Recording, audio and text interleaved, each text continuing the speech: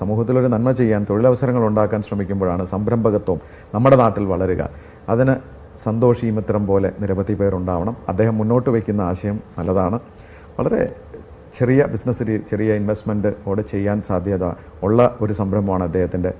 എല്ലാവർക്കും, ജനങ്ങൾക്ക് സേവനം, ഒരു സമൂഹത്തിലെ ഒരു പ്രോബ്ലത്തിൻ്റെ സൊല്യൂഷനാണ്.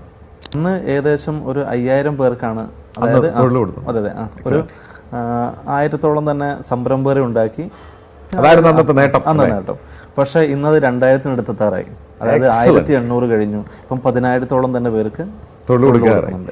താങ്കൾ വ്യത്യസ്തനായ ഒരു സംരംഭകനാണ്. കാരണം ഞാൻ കണ്ടിട്ടുള്ള ഒരു സംരംഭകൻ എന്ന് പറയുന്നത് എന്തെങ്കിലും ഒരു കാര്യം കിട്ടിയാൽ അതിൽ ലാഭം ഉണ്ടാക്കി എനിക്ക് തന്നെ എല്ലാം എന്ന് പറഞ്ഞ് കെട്ടിപ്പിടിച്ചിരിക്കുമ്പോൾ താങ്കൾ അത് ഫ്രാഞ്ചൈസി കൊടുത്ത് ഇന്ന് 2000-ഓളം സംരംഭകരുണ്ടാക്കിയ ആളാണ്. അതിനോടൊപ്പം താങ്കൾ വ്യത്യസ്തനായത്, ഓർമ്മ ശരിയാണെങ്കിൽ താങ്കൾ അന്നത്തെ ഇൻ്റർവ്യൂവിൽ പറഞ്ഞത്, താങ്കൾ ഈ ടെക്നോളജി ഡെവലപ്പ് ചെയ്ത് സോഫ്റ്റ്വെയർ ഇതടക്കം വേറൊരാൾക്ക് കൊടുക്കാൻ തയ്യാറാണ്.